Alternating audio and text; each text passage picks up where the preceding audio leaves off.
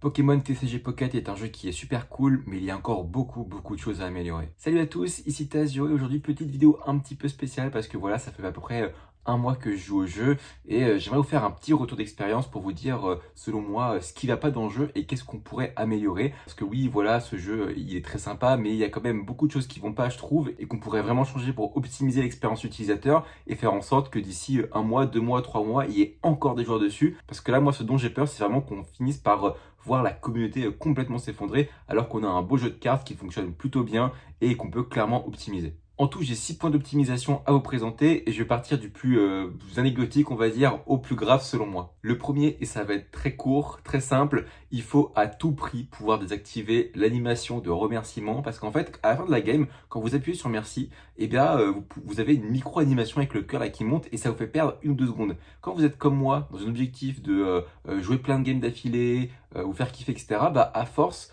cette petite seconde-là, elle est relou parce que l'animation, elle prend trop de temps, voilà. Et je pense sincèrement qu'il faudrait pouvoir l'enlever cette animation. D'ailleurs, c'est un jeu, je trouve, qui a des animations un peu dans tous les côtés pour rien. Typiquement, quand vous ouvrez un booster, quand vous devez utiliser votre pouce là pour lancer les cartes dans votre collection et tout. C'est bon frérot, mais juste mes cartes dans la collection et point. Genre, je pourrais les consulter plus tard, pas la peine de me faire 15 000 trucs, parce que ça rend l'ouverture des boosters sur les nouvelles extensions vraiment relou quoi. Donc je pense qu'il y a un petit travail à faire au niveau de l'optimisation. Pas besoin de mettre des animations partout, en fait, c'est bon. Laissez-nous avoir une expérience plus fluide et ça permettra de faire des choses plus rapidement dans le jeu. Voilà, tout simplement. Point numéro 2, je trouve que c'est un jeu qui a encore un peu de mal en termes de diversité d'effets de ces Pokémon. Et notamment, on va trouver à la simplicité des cartes à effet pile ou face.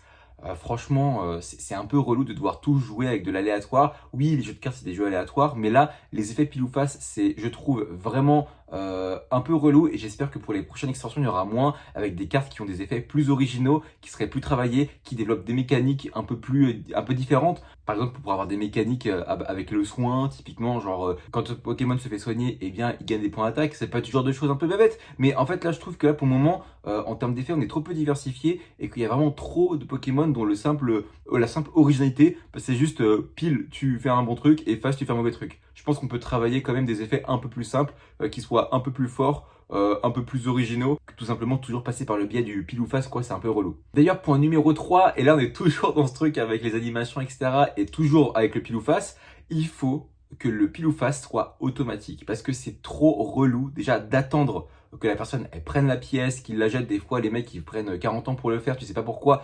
Juste faites-moi un truc 50-50 points, laissez ça, pas la peine de faire en sorte que la pièce c'est nous qui la lancions. Et surtout, pourquoi est-ce qu'il faut changer ça? Parce qu'il y a un glitch qui a été découvert qui permet tout simplement de faire face quand on le souhaite. Je vais pas vous le diffuser ici parce que franchement ça peut ruiner l'expérience de jeu, surtout avec des cartes comme par exemple des Kangourex et tout, ou même des cartes qui endort. Enfin, on n'a surtout pas envie de voir ça se développer dans la méta. Ils se sont fait chier en fait à coder une pièce en 3D pour que tu puisses la lancer. Juste, faites-nous des pièces classiques, 50-50, qui sont codées normalement et t'as pas besoin de les lancer. Ça fera gagner du temps à tout le monde et ça empêchera les glitch abuse comme on a actuellement quoi. Point numéro 4, et là on va parler de l'aspect collection. Pour moi, il y a un gros souci avec le crafting des cartes. En fait, aujourd'hui, on peut obtenir des poudres qui permettent ensuite de crafter des cartes. Ces poudres-là, je trouve déjà qu'elles sont... Enfin, je sais plus comment ça s'appelle, c'est pas des poudres, mais vous voyez ce que c'est le truc là, quand tu peux crafter des cartes à partir du menu booster.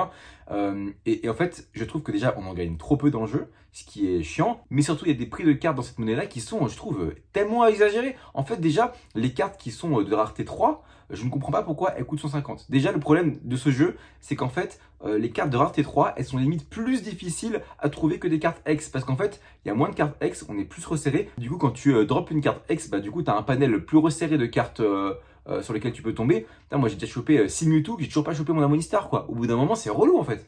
Alors oui, c'est pas la même collection, enfin c'est pas le même pack de booster, mais vous voyez, c'est ce genre de truc, je comprends pas pourquoi est-ce que les cartes de rareté 3 sont limite plus rares que les cartes X en fait. C'est plus simple de se construire un deck X qu'un deck Aronistar par exemple. Et ça c'est relou parce que en vrai moi c'est un deck que j'ai toujours envie de tester. Donc voilà, je pense qu'il faut vraiment réussir à solutionner ce truc là, de faire en sorte que ce soit plus simple de dropper les cartes de rareté 3 parce que du coup là en l'occurrence elles ont, j'ai l'impression, beaucoup plus de rareté que les autres cartes. Avec la mécanique de poudre, voilà, laisser les cartes X à 500 je peux comprendre, mais les cartes à rareté 3 là, mettez-les nous à 100 au moins parce que là franchement ça devient relou quoi. Point numéro 5, et là on va parler d'une mécanique qui est in-game, donc quand vous êtes en versus, c'est le fait que vous n'avez pas d'énergie quand vous avez la main. En fait, avoir la main dans ce jeu, ça ne sert absolument à rien, sauf quand vous jouez à un deck avec des Pokémon qui peuvent évoluer et toujours taper de 1. Donc un autre Coco par exemple va être content de commencer à 1, Smogogo va également être content de commencer à 1, mais sinon il n'y a pas d'autres cartes. Elle est potentiellement un Z-Blitz quand vous jouez un deck électrique, mais généralement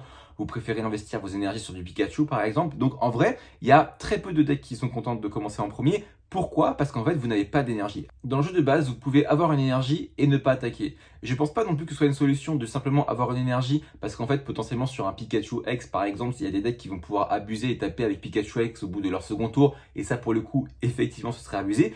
Mais ce que je pense qu'on pourrait faire, c'est tout simplement avoir une sorte d'énergie jetable. Je sais pas si vous connaissez un petit peu Hearthstone avec la mécanique de la pièce. En fait, ce qu'ils ont créé dans Hearthstone, c'est que tu peux utiliser, parce qu'il y a la même mécanique avec t'as du mana en moins, du coup, tu peux développer moins rapidement tes cartes quand tu commences en second. Et du coup, ils ont créé la pièce qui permet en fait une fois dans la partie de juste une fois pouvoir en fait jouer un mana supplémentaire, on va dire.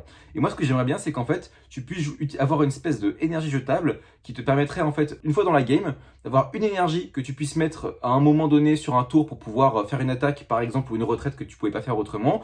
Et ensuite, du coup, cette énergie-là disparaît et tu dois réinvestir une nouvelle énergie. Simplement juste pour pouvoir rattraper un tout petit retard. Voilà, c'est vraiment tout ce que je demande, une sorte de pièce à la Hearthstone, mais dans Pokémon TCG Pocket, parce que je trouve que là, pour le coup, commencer en premier, limite, à chaque fois je souffle, j'en peux plus, je suis en mode, bah en fait, c'est quasiment sûr que j'ai perdu la game. Je pense sincèrement qu'il faudrait qu'on se penche sur les stats pour voir à peu près quels sont les pourcentages de victoires entre ceux qui commencent premier ou deuxième, mais je pense sincèrement qu'il y a beaucoup plus de victoires quand tu commences deuxième, et que c'est vraiment pas un petit peu quoi. Je pense que facilement, au moins 70% des personnes qui commencent deuxième doivent gagner. C'est bon, c'est au doigt mouillé, mais je pense vraiment que c'est un truc qu'il faut absolument changer, rééquilibrer un petit peu ça, parce que franchement, c'est relou quoi. Et enfin, le sixième point que j'ai envie de vous évoquer, c'est propre au jeu là pour le coup dans sa globalité, c'est il nous faut très vite un mode ladder.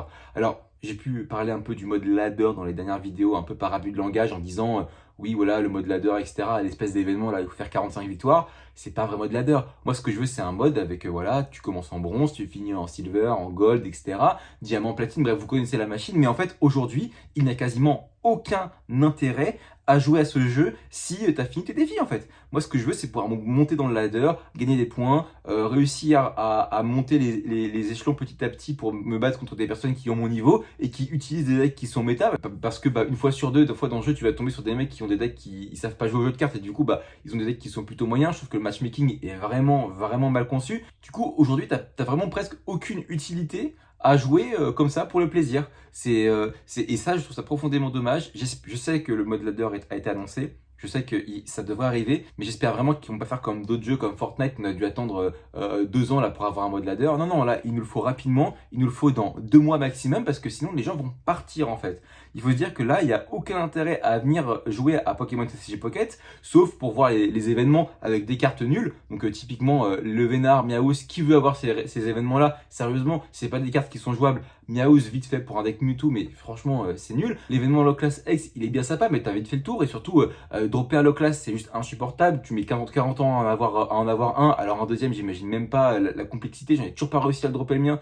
Enfin, c'est super chiant quoi. Donc il faut vraiment réussir à faire en sorte de trouver des mécaniques, peut-être des nouveaux modes de jeu. Typiquement le mode arène dans Hearthstone, c'était un truc trop bien. Pourquoi est-ce qu'on voit pas dans ce jeu-là? Ça pourrait être des choses qu'on pourrait imaginer. Bref, je pense vraiment qu'il faut travailler ce truc-là, parce que en vrai de vrai, les parties sont plutôt fun à jouer. Juste, il n'y a aucun enjeu, et avoir de l'enjeu fera en sorte que les gens restent dessus. Et voilà. Ajouter peut-être des modes de jeu aussi, mais il faut créer de l'enjeu, il faut créer une volonté de rester sur ce jeu-là. J'ai un peu tout mélangé, voilà, avec le class et tout, parce que du coup j'ai fait un peu un tir groupé. Et au moins vous avez mon avis sur la question, et je voulais vraiment vous en parler parce que pour moi c'est important et que j'aime beaucoup ce jeu et que j'ai envie de pouvoir continuer à faire des vidéos dessus.